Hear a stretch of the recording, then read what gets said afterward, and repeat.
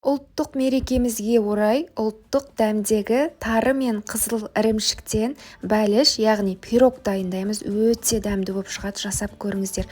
Тарыға ыстық сүт құйып 15-20 минутқа қалдырамыз. Жұмсақ сары майға жұмыртқа, қант қосып араластырамыз.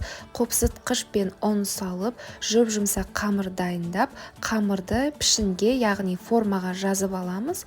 Және салмасын дайындағанша тоңазытқышқа салып қоямыз. Салмасын дайындау үшін бізге қаймақ, жұмыртқа, крахмал, жаңағы тарыны да сүтінен сүзіп алып қосыңыз, қант қосуды ұмытпаңыз. Барлығын жақсылап араластырамыз.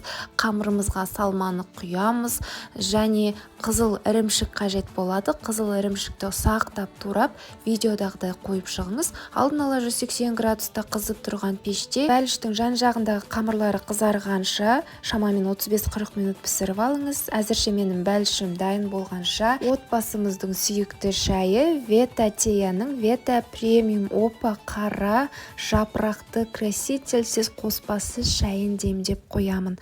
Осы уақытта пирогымыз да дайын болды. Өте дәмді болып шығады. Ас болсын.